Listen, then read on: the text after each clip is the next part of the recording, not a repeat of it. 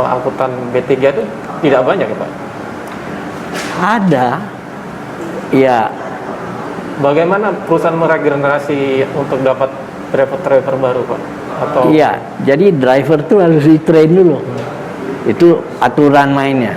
Jadi kalau driver itu tidak ada license ya, sertifikatnya, dia tidak berhak, tidak boleh bawa kendaraan itu.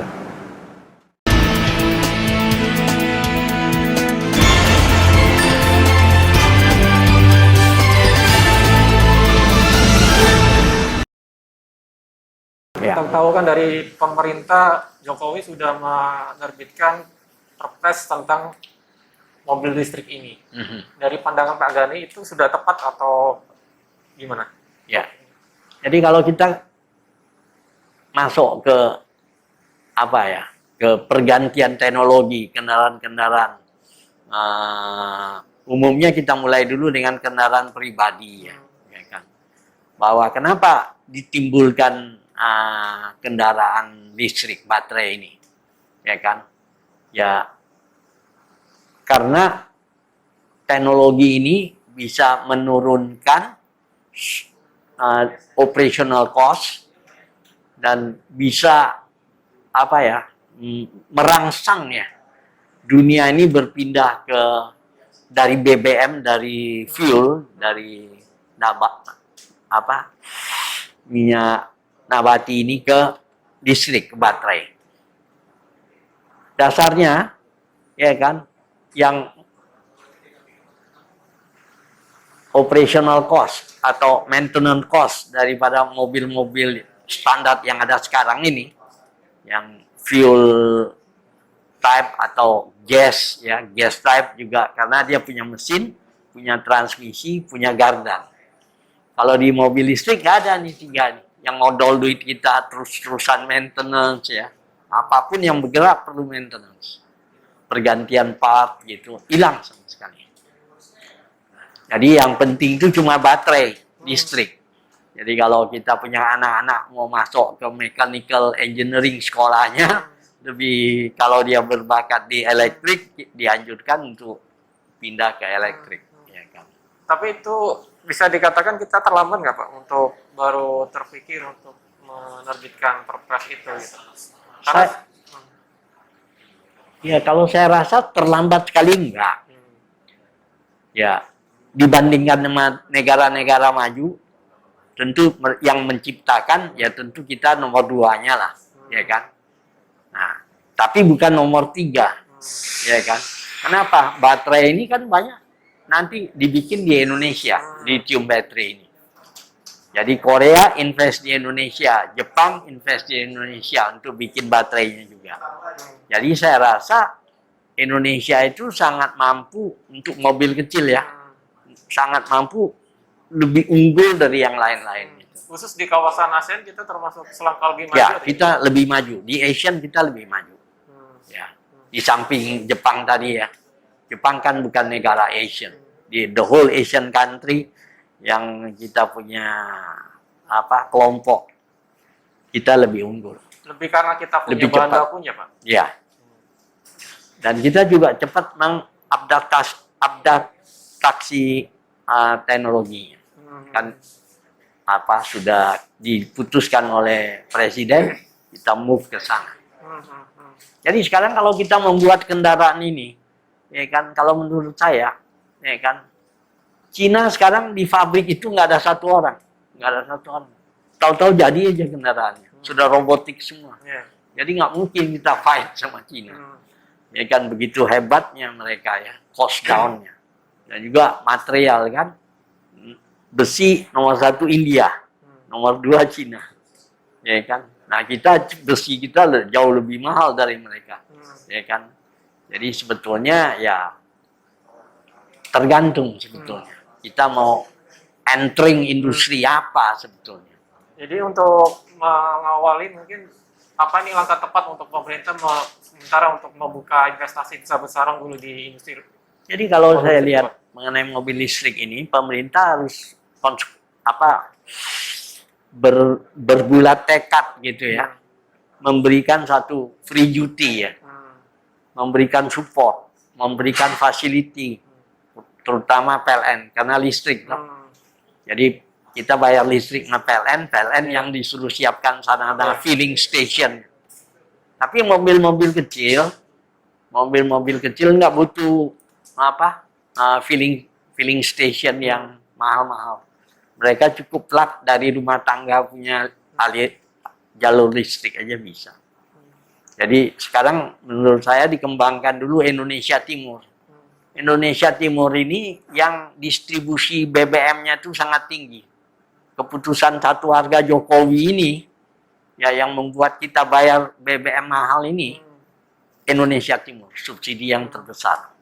Karena ribuan pulau, kendaraannya kecil, ya kan, yang mesti disiapkan BBM-nya. Jadi high cost.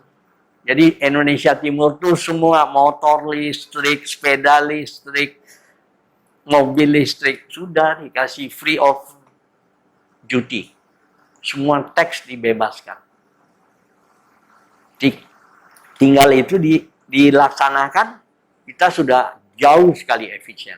Dan pemerintah kita nih, pejabat-pejabat kita nih, regulator yang tertinggi nih, pola pikir mereka tuh harus berubah. Mereka jangan lagi memproteksi industri otomotif. Saya di Gemala, saya pendiri Gemala, ya kan? Kita yang membuat jantung, hati, ampla, empedunya kendaraan ini, ya kan? Untuk apa? Nggak guna lagi dilindungi, ya kan? Jadi yang harus diperhatikan sekarang ini BBM kita berapa ratus triliun ya? Kalau nggak salah saya ada yang bilang saya 260, 270, ada lagi yang bilang sekarang ini sudah 450 triliun. Itu udah tingginya udah luar biasa. Dan ini permainan semuanya. Permainan, saya berani katakan. Ya kan?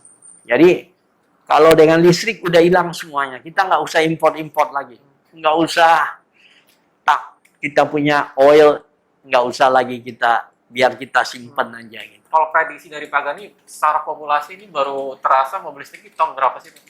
Kalau menurut saya mobil kecil ini kalau tergantung pemerintahnya. Kalau pemerintah membuat satu kebijakan, keputusan yang cepat gitu. Misalnya apa? Ya, dalam hal import. Kita kan belum siap dengan dalam negeri. Ya, kasih import aja, buka importnya. Jadi kalau mau toh dibela untuk rakyat sama orang kaya, ya kan mobil orang kaya kan lebih mahal, bisa 700 juta, bisa 1 miliar. Kalau mobil rakyat kecil $5.000 di Cina, mobil kecil begitu. Jadi start awalnya membuka impor seluas-luasnya. Iya, seluasnya, terutama Indonesia Timur dulu. Agar harga jual dari mobil listrik lebih bersaing. Iya, betul. Kalau perlu PN perusahaan negara yang impor, yang salurkan. Kalau pengaman dari Pak Gani, harga jual misal kita impor dari Cina, misalnya dengan mobil kecil itu berapa kalau dijual di sini? Ya modalnya cuma 5.000. 5.000 aja. Ya tergantung kelasnya ya. Untuk rakyat punya yang mobil kecil itu cuma 5.000. Dan pemerintah Cina subsidi juga itu. Dia support. Jadi kita harus follow. Jadi kalau kita sudah stop import BBM yang ratusan triliun itu, ya kan? Tapi kan kita harus persiapkan infrastruktur untuk pengisian. Nah ini cuma di rumah aja kalau mobil kecil itu, colokan di rumah aja 220 volt. Tanpa harus PLN. Nggak usah. Jadi di fasilitas di rumah aja yang belum ini dinaikkan sedikit dia punya itu. That's all. Kabelnya kecil-kecil aja kok segini kabelnya bisa. Dia tahan 100 km. Ya kalau orang kecil-kecil kan mana ya keluar kota, dia jarang keluar kota. Ya keluar kota pakai yang lain lah, ya kan? Jadi idenya untuk dalam kota aja 100 km cukup mereka berjalan sehari. Apa yang membuat pemerintah enggan Pak untuk misalnya start awal untuk agar mobil listrik ini akselerasi lebih baik secara populasi? Ya itu syaratnya juga kayak Bluebird. Bluebird kan sudah masukin. Mereka mau impor lagi nih Bluebird. Tapi mereka minta sama Pak Menko supaya PLN menyediakan fasilitas quick filling station yang cepat gitu. Terutama di airport ya, untuk turis-turis. Atau di Bali misalnya. Itu turis-turis sudah protes sama Pemda Bali bahwa air polluted sudah. Udaranya agak jelek. Jadi Bali turis-turis, daerah turis itu dikasih semua mobil-mobil listrik. Ya, selesai. Ya, motor listrik, sepeda listrik. Sepeda itu bisa lari 120 km. Sepeda listrik, baterai. Jadi ngapain lagi motor? Ya kan 20 juta, 30 juta motor-motor. Jadi ini yang kita harus sadar bersama-sama. Jadi pemerintah ini, regulator ini, dia juga jangan lihat dari biaya masuk aja. Berapa kesehatan masyarakat? Kan nggak ada lagi zero emission. Nggak ada lagi Euro 2, Euro 4, nggak ada lagi. Zero emission. Ya, kesehatan masyarakat lebih baik. Ya kan? Terus yang kedua, spare part sudah hilang. Hampir boleh bilang bisa 85% hilang spare part itu. Jadi ya. Apa karena itu Pak? Jepang ogah-ogahan untuk langsung switch ke listrik Pak? Karena pasar untuk aftermarketnya besar sekali gitu. Mungkin saya bisa maklumi, ya kan regulator ini punya pola pikir. Maka yang saya tekankan regulator tadi ngikutin, kalau teknologi itu berubah ya kita berubah. Nggak mungkin kita pertahankan industri komponen tadi kan banyak. Iya, karena banyak yang menggantungkan itu bisa lewat. Yang pas-pas sudah lewat. Jangan lagi dibikin high cost. Yang mikul ini semua rakyat kok, bukan industri itu, pengusaha itu bukan rakyat, seluruh rakyat nih yang mikul high costnya tadi. Ada yang low cost nggak mau dipakai. Ya kan kayak kendaraan saya yang coal diesel cuma 8 ton. Kendaraan saya 30 ton coal diesel bisa masuk deso. 4 as rodanya masih ditahan-tahan. Ya kan? Jadi 1:5. 5 truk, 1 truk. 5 kali bolak-balik, saya 1 kali multi drop. Jadi kalau pola pikir regulator tadi cuma memikirkan D-nya aja gitu, negara kita nggak akan maju.